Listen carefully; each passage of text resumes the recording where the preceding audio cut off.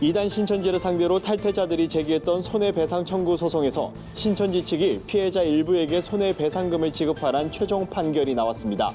법원은 신천지의 위장 포교 방식에도 위법성이 있음을 인정했습니다.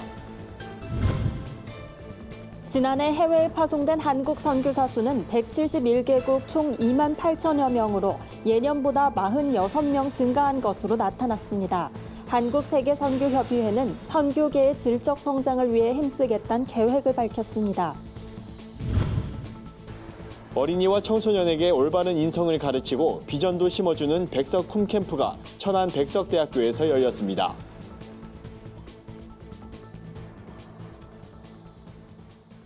안녕하십니까. 구티비 뉴스입니다.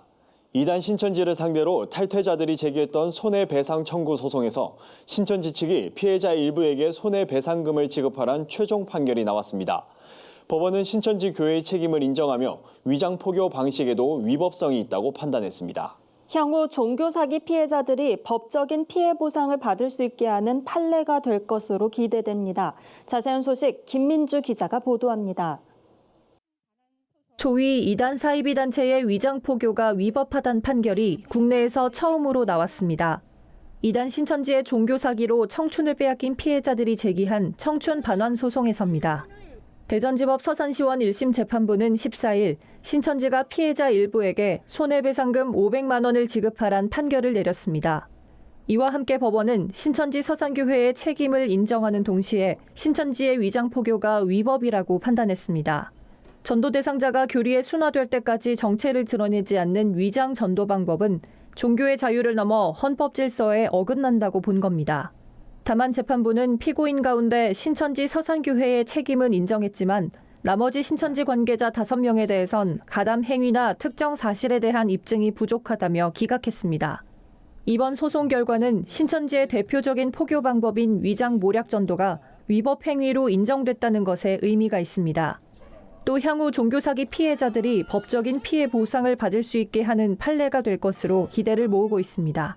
앞으로 이런 피해 사례와 판례들이 모여 명확한 위법 행위로 사법 처리까지 된다면 종교 신명제의 입법 등 시시 요구와도 같은 역할을 감당할 수 있으리라고 예상됩니다. 지난 2018년 12월 신천지 피해자 단체와 함께 국내에서 처음으로 청춘반환 소송을 제기한 H씨는 승소할 날을 꿈꾸며 힘든 시간을 견뎌왔다고 고백했습니다. 위법적인 행태를 너무 항상 많이 행하기 때문에 그것이 염려가 됐었는데 그래도 확실한 증거 자료들이 많이 제출이 되어서 법원에서도 이제 사실에 입각해서 정당한 판결을 받았다는 것 자체가 너무 기쁩니다. H씨는 청춘반환 소송은 신천지 안에서도 알려지기를 꺼려하는 민감한 사안이라며 용기 내지 못하고 있는 수많은 탈퇴자 피해자들이 힘을 낼 수 있길 바란다고 전했습니다.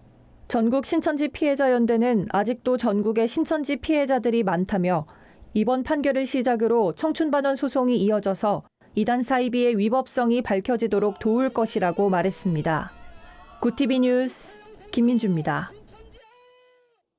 해외에 파송되는 한국 선교사의 수는 꾸준히 증가하는 추세입니다.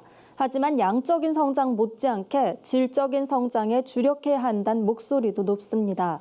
올해 설립 30주년을 맞는 한국세계선교협의회는 국내 선교의 활성화와 함께 미전도 종족 선교에 힘쓰겠다는 포부를 밝혔습니다.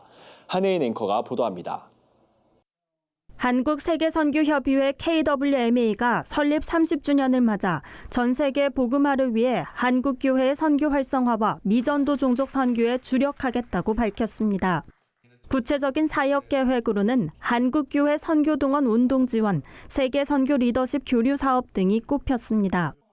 KWMA는 14일 열린 정기총회에서 한국교회의 상호 협력과 연합, 국내외 미전도 종족 선교 활성화에 더욱 힘쓰는 한편 영적으로 회복하는 한 해가 되길 소망한다고 전했습니다. 30년이라고 하는 이 긴 세월 동안 이 귀한 사명을 감당해 왔는데 더 낮아진 모습으로 섬기고 또 우리가 십자가만 전하고 우리의 모습은 감춰서 주님의 영광에 나타나기를 간절히 소원합니다. KWMA와 그리고 모든 선교단체와 또 한국교회를 통해서 하나님 새로운 부흥을 일으키시고 새로운 일을 시작하실 수 있으리라 확신합니다. 한국 선교사 파송 현황 보고도 이어졌습니다. KWMA에 따르면 2019년 기준 외국에서 사역 중인 한국인 선교사 수는 171개국 28,039명으로 2018년보다 46명 늘었습니다. 이 가운데 30, 40대는 약 26%, 50대는 약 23%로 나타났습니다. 전체 선교사의 약 45% 점유율을 보이는 교단 소속 선교사도 소폭 증가했습니다. 올해 처음으로 조사에 포함된 난민 사역의 경우 11개 단체 약 100여 명이 활동하는 것으로 조사됐습니다.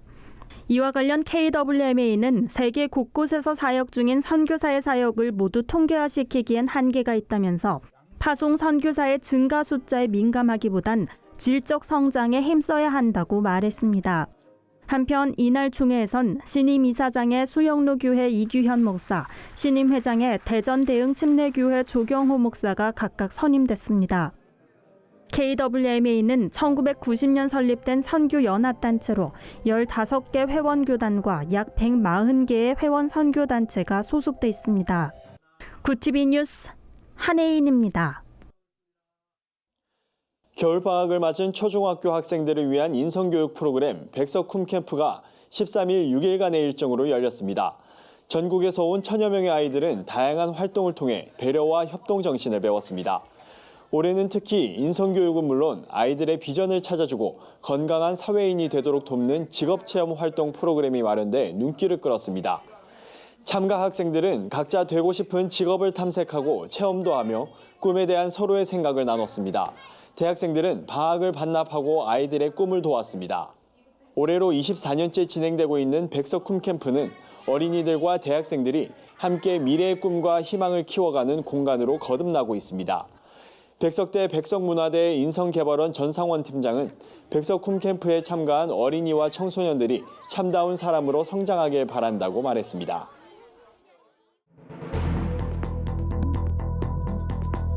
세계 곳곳의 주요 소식을 살펴보는 시간입니다.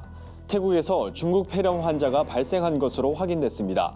중국 외에 신종 코로나 바이러스 환자가 확인된 것은 이번이 처음입니다. 자세한 소식 박지연 기자가 전해드립니다.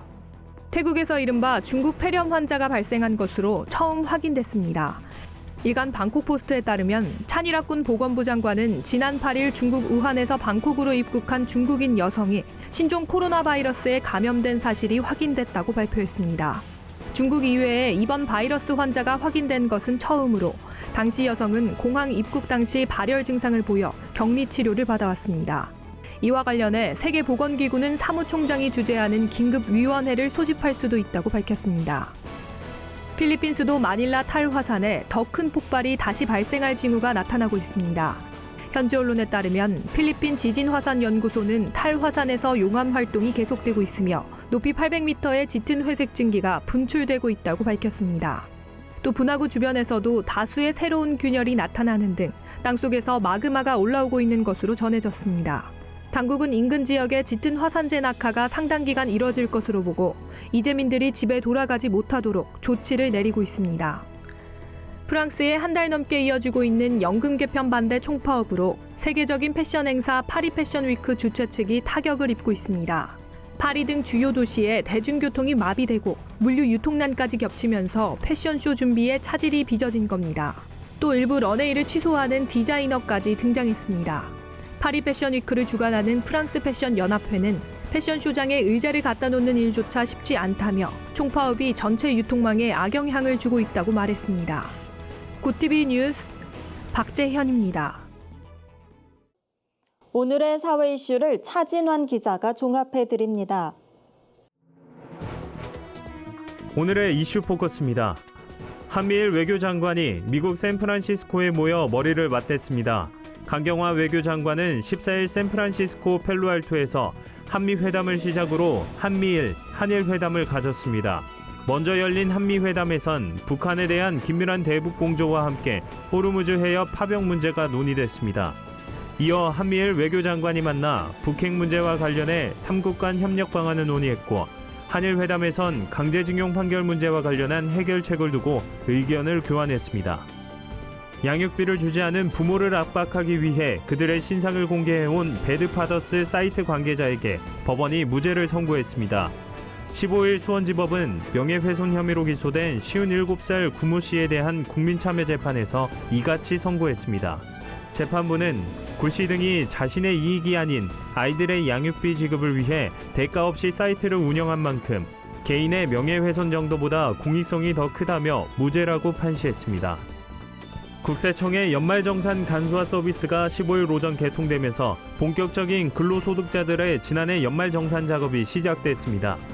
근로자들은 홈택스와 손택스를 통해 소득과 세액공제 자료를 조회할 수 있으며 18일 이후에는 공제신고서 작성과 공제자료 간편 제출, 예상세액 계산 등도 할 수 있습니다. 올해부터는 새로 의료비 세액공제 대상이 된 산후조리원 비용과 박물관, 미술관 입장료 카드 결제액 등도 제공됩니다. 지난해 12월 취업자 증가폭이 50만 명을 넘기면서 연간 일자리 증가폭이 2년 만에 30만 명대를 회복했습니다. 통계청에 따르면 지난달 취업자 수는 2,715만 4천 명으로 1년 전보다 51만 6천 명 늘었습니다. 이에 따라 지난 한 해 연간 취업자는 30만 1,000명 증가한 것으로 집계됐습니다. 지난해 15세 이상 전체 고용률은 60.9%로 22년 만에 가장 높았고 실업률은 3.8%로 2018년과 같았습니다. 구TV 뉴스 차진환입니다.